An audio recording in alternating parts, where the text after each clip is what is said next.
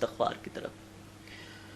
انتہائی خوبصورت سوال ہے، اور کاش اللہ کی بارگاہ میں دعا ہے، ہم صرف کاش نہیں کہتے بلکہ دعا کرتے ہیں کہ یا رب العالمین تو اپنے خاص کرم سے یہ فکر آخرت ہمیں عطا فرما دے۔ آمین آمین آمین۔ ہمارے جتنے بھی اسلاف گزرے ہیں، حضور سید دو عالم صلی اللہ علیہ وآلہ وسلم کے زمانہ اقدس سے لے کر آج تک جتنی بھی اللہ کی بارگاہ میں مقبول ہستیاں اور شخصیات گزری ہیں، ان میں سے ہر ایک کا انداز اور وتیرہ یہ تھا کہ وہ دنیا میں جیتے ہی آخرت کی فکر کے لیے تھے۔ اس لیے کہ دنیا کی زندگی، آقا علیہ السلام نے فرمایا ایک مومن جو ہے وہ 60 سے 70 سال کے بیچ میں دنیا سے چلا جاتا ہے۔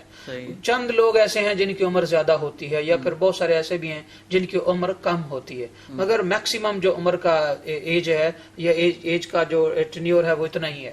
تو 60 سے 70 سال کی زندگی میں آپ کو بالغ ہونے سے پہلے کے لیے بھی چھوٹ ہے۔ بالغ ہونے سے یعنی 12 سال ہیں، 9 سال ہیں، تو بالغ ہونے سے پہلے بھی آپ پر کوئی چیز فارض اور واجب نہیں۔ اسی طرح جب آپ بیمار ہیں تب بھی کوئی مسئلہ نہیں آپ پر۔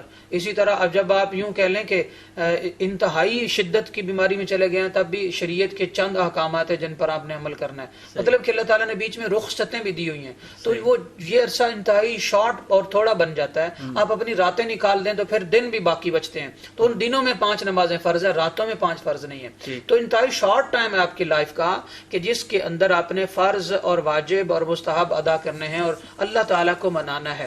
تو اس کے بدلے میں اللہ تعالیٰ آپ کو 70 سال نہیں، 20 سال نہیں، سینکڑوں سال نہیں، بلکہ 20 اور سینکڑوں اور ہزاروں اور لاکھوں اور کروڑوں سال کی جو عمریں ہیں وہ سال کے جن میں سال بھی ختم ہو جائیں گے، لامحدود زمانہ اور ان لمیٹڈ ٹائم جو ہے وہ اللہ تعالیٰ آپ کو سکون دے گا، خوشی دے گا، اور دنیا کی ہر بلکہ آخرت کی ہر وہ نعمت دے گا جو آپ سوچیں گے بھی۔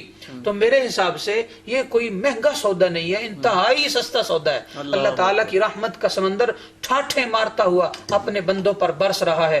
کاش کہ ہم اپنے ہر معاملے میں، ہر عمل میں یہ سوچ لیں کہ اللہ دیکھ رہا ہے، ہم نے مرنا ہے، اللہ کے سامنے حاضر ہونا ہے، اور صرف اللہ کے سامنے نہیں، ہماری جو لاج ہے وہ مصطفیٰ کریم صلی اللہ علیہ وسلم کے ہاتھوں میں ہے اور ان کے سامنے ہوگی۔ تو ہمارے اعمال اور کردار ایسا ہونا چاہیے کہ صبح قیامت جب ہم اپنے نبی علیہ السلام کے سامنے جائیں تو وہاں پر 1,24,000 کم و بیش انبیاء اور ان کی امتیں بھی ہوں گی، تو ہر ایک کے سامنے آقا علیہ السلام ہمارے اچھے اعمال کی وجہ سے فخر کرتے ہوئے نظر آئیں۔ تو یہ فخر چند دنوں یا چند ہزار لوگوں کے سامنے نہیں ہوگا، اربوں خربوں لوگوں سے بھی زیادہ ہوگا، انگنت۔ تو جس کو فکر آخرت ہوگی وہ صبح قیامت تمام امتوں اور تمام نبیوں کے سامنے اور اللہ کے سامنے آقا علیہ السلام کا سر فخر سے بلند کرنے کا سبب بنے گا۔ اور کاش ہم یہ کر جائیں، یوں سمجھے کہ دونوں جہان ہم نے کما لیے۔ سبحان اللہ، سبحان